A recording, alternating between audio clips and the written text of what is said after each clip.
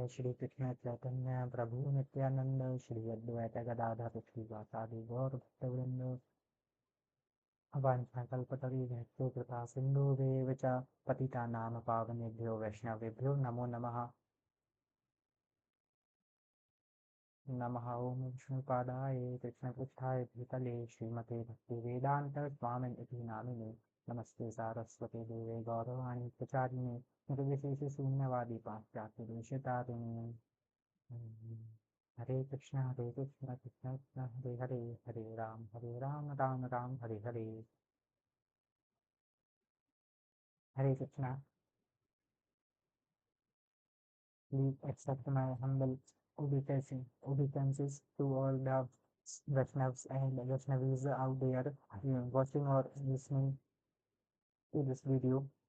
So from today, I am starting to read 2-3 verses of Srimad Bhagavat, Srimad-Bhagvatam on every Sunday. And if there is any mistake which I have done unknowingly, then please forgive me and bless me to that so that I can read Bhagavatam flawlessly. Hare Krishna. So today we are going to read first canto of Srimad Bhagavatam.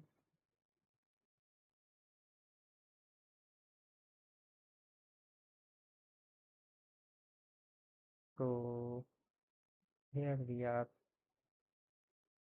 Yes.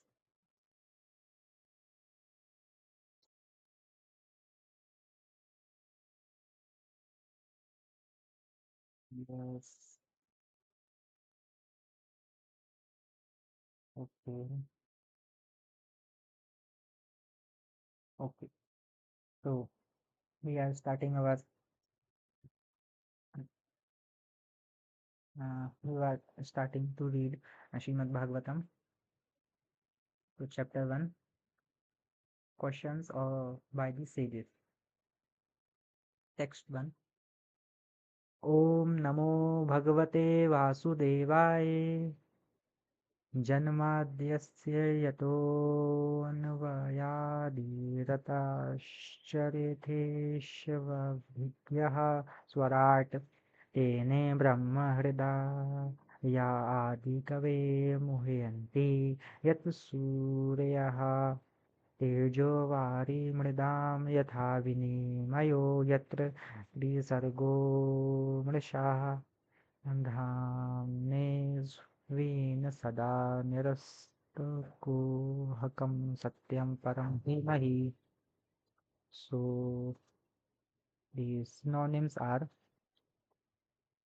Oh, Om, O my Lord, Namaha, offering my obeisances, Bhagavate, unto the personality of Godhead, Vasudevaya, unto Vasudev, the son of Vasudev, or Lord Shri Krishna, the primeval Lord, Janmadi, creation, sustenance, and destruction, Asya, of the manifested universes, Yataha, from whom, Anvyat, directly, Ita, Itarataha, indirectly, Cha, and Arthesu, purposely, Abhi, Abhijnan, fully cognizant, Swarat, fully independent, Tene, imparted, Brahma, the Vedic knowledge, Hrid, Hrid, consciousness of the heart, Yah, one who,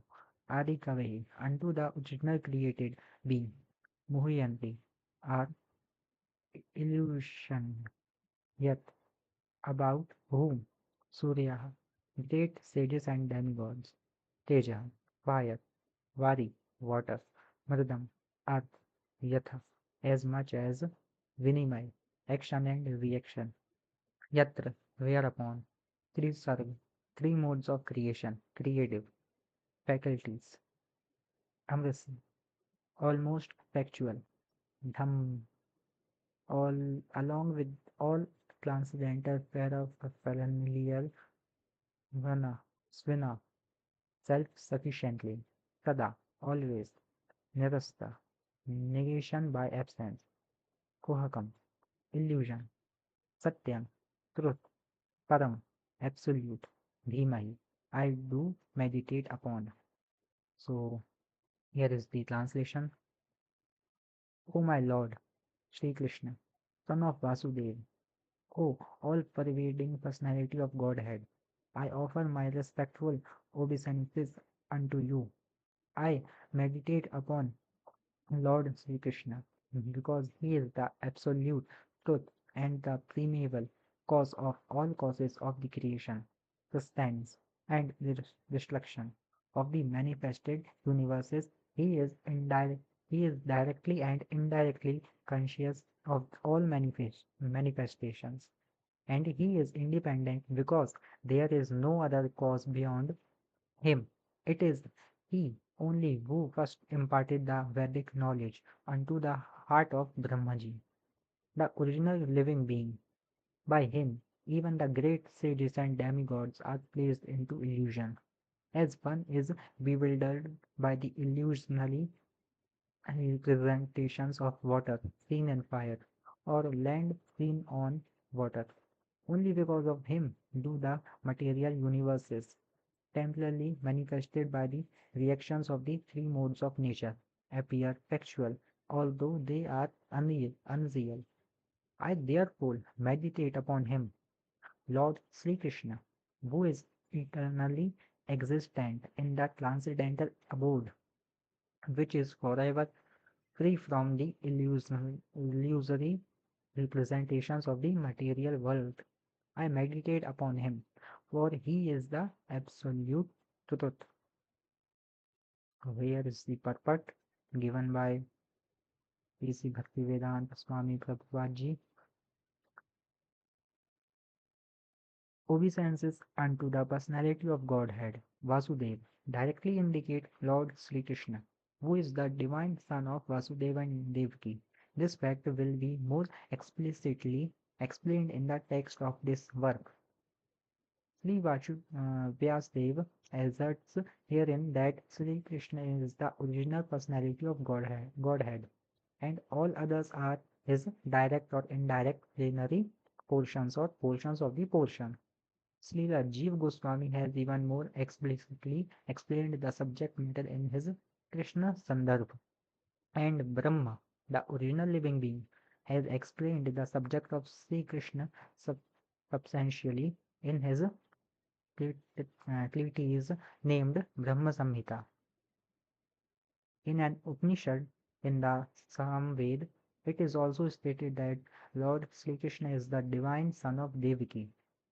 Therefore, in this prayer, the first proposition holds that Lord Sri Krishna is the primeval Lord, and if any transcendental nomenclature is to be understood as belonging to the absolute personality of Godhead, it must be the name indicated by the Lord Krishna, by the word Krishna, which means all attractive. In Bhagavad Gita, in many places, the Lord asserts himself to be the original personality of Godhead, and this is confirmed by Arjuna and also by great sages like Narad, Vyas, and many others. In the Padma Puran, it is also stated that out of the innumerable names of the Lord, the name of Krishna is the principal one. Vasudeva indicates the plenary portion of the personality of Godhead, and all the different forms of the Lord being identical with Vasudeva are indicated in this text. The name Vasudev particularly indicates the divine son of Vasudeva and Devaki. Sri Krishna is always meditated upon by the Paramhansas, who are perfected ones among those in the renounced order of life. Vasudev or Lord Sri Krishna is the cause of all causes. Everything that exists emanates from the Lord. How is how this is so is explained in later chapters of this work. This work is described by Mahaprabhu Sri Chaitanya as the spotless Puran because it contains the transcendental narration of the personality of Godhead, Sri Krishna. The history of the Srimad-Bhagvatam is also very glorious. It was compiled by Sri Vyasdev after he had attained maturity in transcendental knowledge.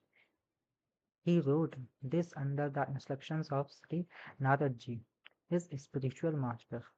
Vyasdev compiled all Vedic literatures containing the four divisions of the Veds, and the Vedanta Sutras or the Brahma Sutras, the Purans, the Mahabharata, and so on. But nevertheless, he was so not satisfied.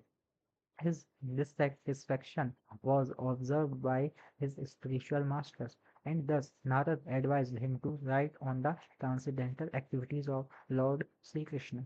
These transcendental activities are described specifically in the 10th canto of this work.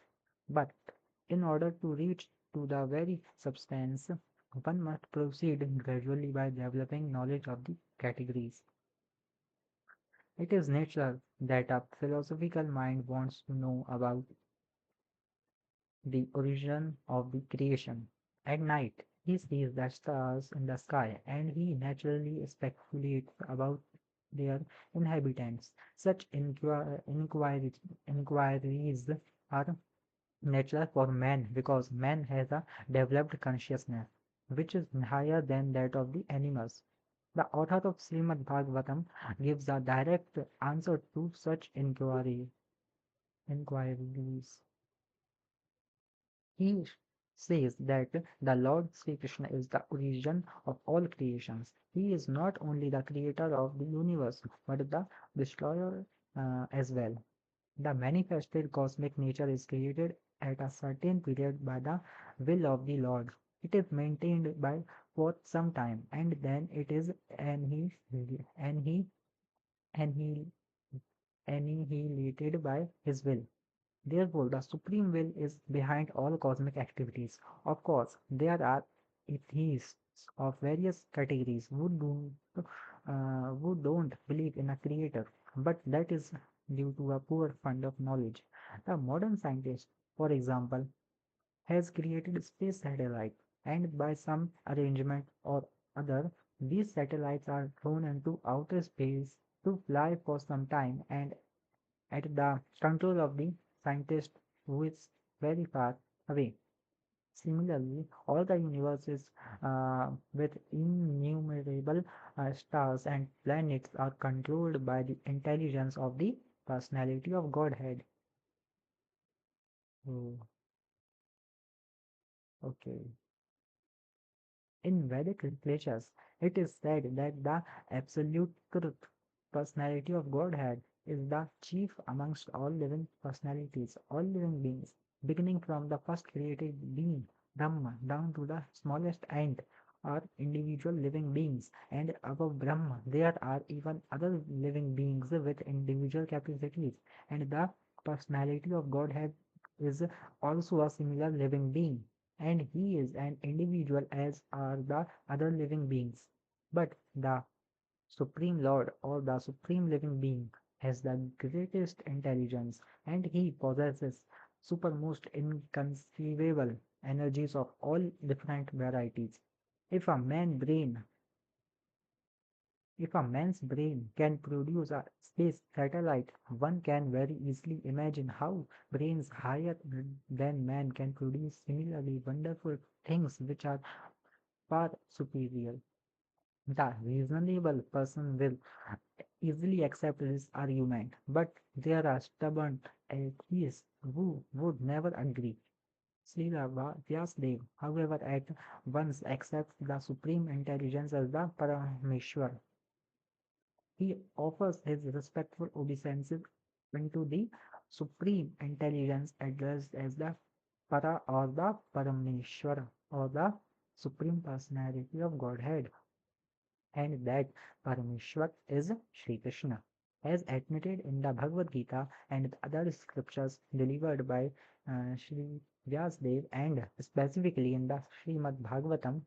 In Bhagavad Gita, The Lord says that there is no other Paratattva, Samam Bonam, than himself.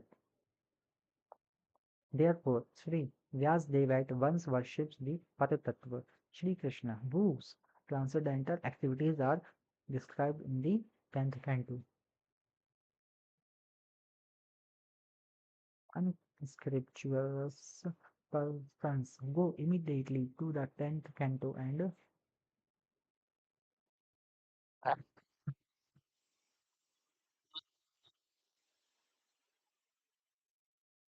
sorry, unscripturous unscripturalist persons go immediately to the 10th canto and especially to the five chapters which describe the Lord's dance. This portion of the Srimad-Bhagavatam is the most confidential part of this great literature. Unless one is thoroughly accomplished in the transcendental knowledge of the Lord, one is sure to misunderstand the Lord's worshipable transcendental pastimes called ras dance and his love affairs with the gopis. This subject matter is highly spiritual, and only the liberated persons who have gradually attained to the stage of Paramhansa can transcendentally relish this ras dance. Leela Vyasdev therefore gives the reader the chance to gradually develop spiritual realization before actually relishing the essence of the pastimes of the Lord. Therefore, he purposely invokes a Gayatri mantra, Dhimahi. This Gayatri mantra is meant for spiritually advanced people. When one is successful in chanting the Gayatri mantra, he can enter into the transcendental position of the Lord. One must therefore acquire Brahmanical qualities or be perfectly situated in the quality of goodness in order to chant the Gayatri mantra and successfully and then attain to the stage of transcendentally realizing the Lord, His name, His fame, His qualities, and so on. Srimad-Bhagavatam is the narration of the Swarup of the Lord manifested by his internal potency, and this potency is distinguished from the external potency, which has manifested the cosmic world, which is within our experience. Srila Vyasdev makes a clear distinction between the two in this shlok. Shri, Shri Vyasdev says herein that the manifested internal potency is real, whereas the external manifested energy in the form of material existence is only temporary and illusory, like the mirage in the desert. In the desert mirage, there is no actual water. There is only the appearance of water. Real water is somewhere else. The manifested cosmic creation appears as reality, but reality of which this is but a shadow is in the spiritual world. Absolute truth is in the spiritual sky, not the material sky. In the material sky, everything is relative truth. That is to say, one truth depends on something else. This cosmic creation results from interaction of the three modes of nature, and temporary manifestations are so created as to present an illusion of reality to the bewildered mind of the conditioned soul, who appears in so many species of life, including the higher demigods like Brahma, Indra, Chandra, and so on. In actuality, there is no reality in the manifested world. There appears to be reality. However, because of the true reality which exists in the spiritual world, where the personality of Godhead eternally exists with his transcendental paraphernalia, the chief engineer of the complicated construction does not personally take part in the construction, right? But he knows every nook and corner because everything is done under his direction. He knows everything about the construction, both directly and indirectly. Similarly, the personality of Godhead, who is the supreme engineer of this cosmic creation, knows every nook and corner, although affairs are being carried out by demigods, beginning from Brahma down to the insignificant ant. No one is independent in the material creation. The hand of the Lord is seen everywhere. All material elements as well as all spiritual sparks emanate from Him only, and whatever is created in this material world is but the interaction of two energies, the material and the spiritual, which emanate from the absolute truth. The personality of Godhead, Sri Krishna, a chemist can manufacture water in the chemical laboratory by mixing hydrogen and oxygen, but in reality, the uh, living entity works in the laboratory under the direction of the Supreme Lord, and the materials with which he works are also supplied by the Lord. The Lord knows everything directly and indirectly, and he is cognizant of all minute details, and he is fully independent. He is compared to a mine of gold, and the cosmic creations in so many different forms are compared to objects made from the gold, such as gold rings, necklaces, and so on. The gold ring and the gold necklace are qualitatively one with the gold in the mine, but quantitatively, the gold in the mind is different. Therefore, the absolute truth is simultaneously one and different. Nothing is absolutely equal with the absolute truth, but at the same time, nothing is independent of the absolute truth. Conditioned souls, beginning from Brahma, who engineers the entire universe down to the insignificant ant, are all creating, but none of them is independent of the Lord, Supreme Lord. The materialist wrongly thinks that there is no creator other than his own self. This is called Maya or illusion. Because of his poor fund of knowledge, the materialist cannot see beyond the purview of his imperfect senses, and thus he thinks that matter automatically takes its own shape without the aid of a superior intelligence. This is refuted in this shlok by Srila Vyasdev. Since the complete whole or the absolute truth is the source of everything, nothing can be independent of the body of the absolute truth. Whatever happens to the body quickly becomes known to the embodied. Similarly, the creation in the body of the absolute whole, therefore, the absolute knows everything directly and indirectly that happens in the creation. In the Shruti mantra, it is also stated that the absolute whole or Brahman is the ultimate source of everything. Everything emanates from him, and everything is maintained by him. And at the end, everything enters into him. That is the law of nature. In the Smriti mantra, the same is confirmed. It is said that the source from which everything emanates at the beginning of Brahma's millennium and the reservoir to which everything ultimately enters is the absolute truth or Brahma. Material scientists take it for granted and that the ultimate source of the planetary system is the sun, but they are unable to explain the source of the sun.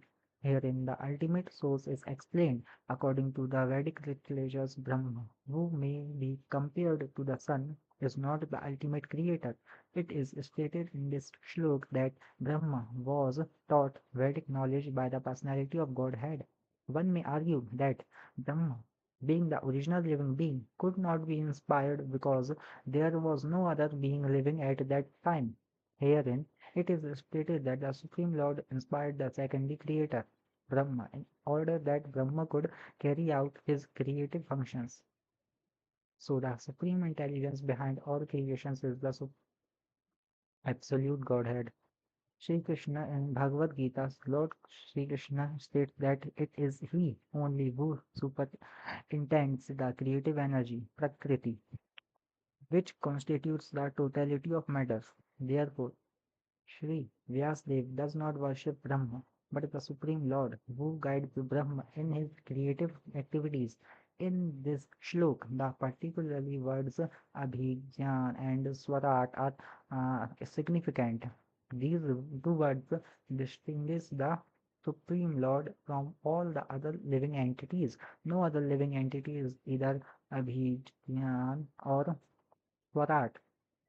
Sorry for mispronunciation. That is, no one is either fully cognizant or fully independent. Even Brahma has to meditate upon the Supreme Lord in order to create. Then, what to speak of great scientists like Einstein? The brains of such a scientist are certainly not the products of any human being. Scientists cannot manufacture such a brain. And what to speak of foolish atheists who defy the authority of the Lord? Even Mayadevi impersonalists who flatter themselves that they can become one with the Lord are neither Avijnan or Swarat.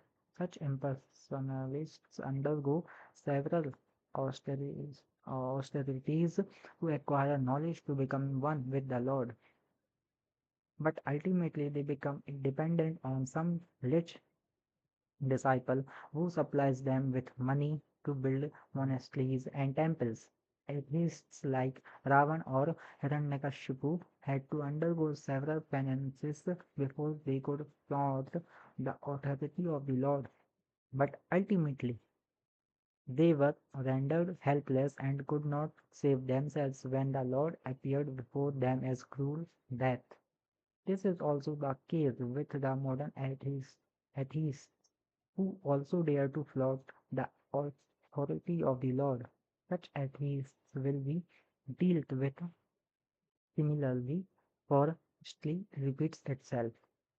Whenever man neglects the authority of the Lord, nature and her laws are there to penalize them.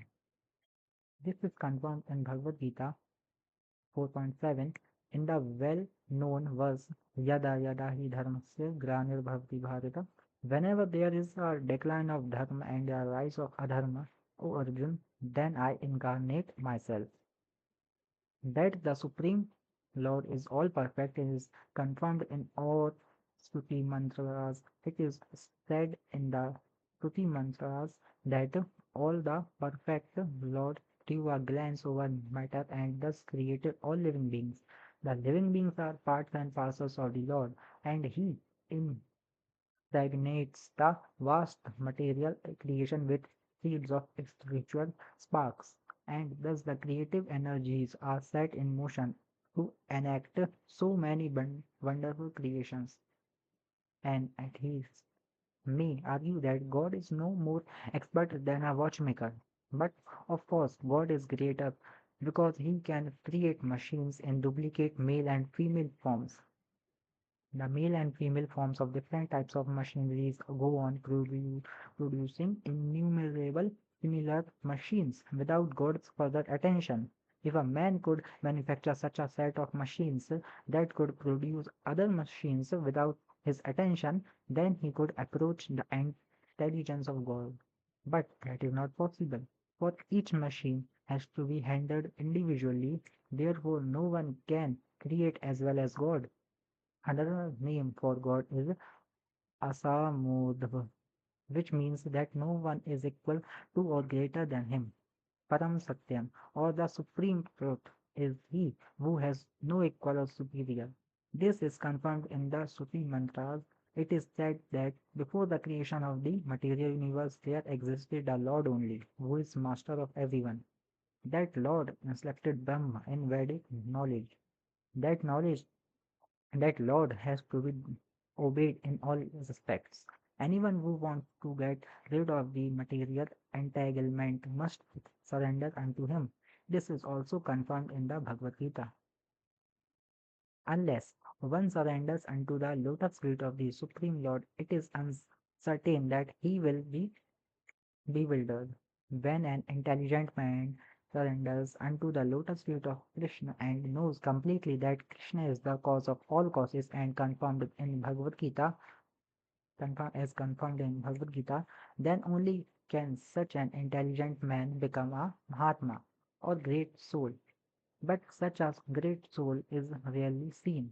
Only the Mahatmas can understand that the Supreme Lord is the primeval cause of all creations. He is Param or ultimate truth because of all because all other truths are relative to him. He is omniscient. For him there is no illusion. Some Mayavadi scholars argue that Srimad-Bhagavatam was not compiled by Sri Vyasdev, and some of them suggest that this book is a modern creation written by someone named Vopadev. In order to refute such meaningless arguments, Sridhar Swami points out that there is reference to the Bhagavatam in many of the oldest Puranas. This first slok of the Bhagavatam begins with the Gayatri mantra. There is a reference to this in the Matsya Puran, which is the oldest Puran. In that Puran, it is said with reference to the Gayatri mantra in the Bhagavatam that there are many narrations of spiritual instructions beginning with the Gayatri mantra, and there is the history of Vrat Sura. Anyone who makes a gift of this great work on a full moon day attains to the highest perfection of life by returning to Godhead. There is reference to the Bhagavatam in other Puranas also, where it is clearly stated that this work was finished in 12 cantos, which include 18,000 sloks. In the Padma Puran, also there is reference to the Bhagavatam in a conversation between Gautam and Maharaj Ambarish.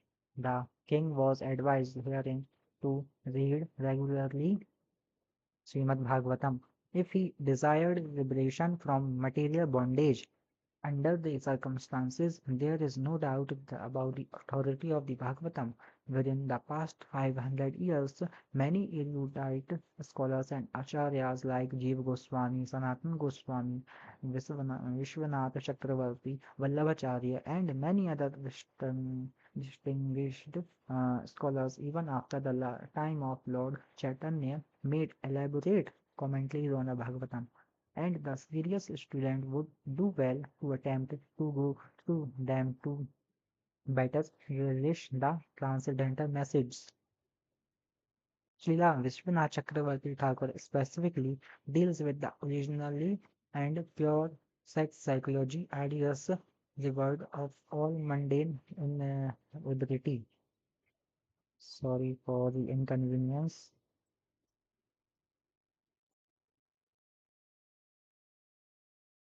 Srila Vishwanath Chakravarti Thakur specifically deals with the original and pure sex psychology, Adiras. Devoid of all mundane inability, the whole material creation is moving under the principle of sex life. In modern civilization, sex life is the focal point for all activities. Wherever one turns his face, he sees sex life predominant. Therefore, sex life is not unreal. Its reality is experienced in the spiritual world. The material sex life is but a perverted reflection of the original fact. The original fact is in the absolute truth, and thus the absolute truth cannot be impersonal. It is not possible to be impersonal and contain pure sex life. Consequently, the impersonalist philosophers have given indirect impetus to the abominable mundane sex life because they have overstressed the impersonality of the ultimate truth. Consequently, man without information of the actual spiritual form of a sex has accepted perverted material sex life as the all in all. There is a distinction between sex life in the deceased material condition and spiritual sex life. The Srimad Bhagavatam will gradually elevate the unbiased leader to the highest perfectional stage of transcendence. It will enable him to transcend the three modes of material activities, fruitive actions, speculative philosophy, and worship of functional deities as inculcated in Vedic verses. So we read this verse next time. So thank you for listening. Hare Krishna.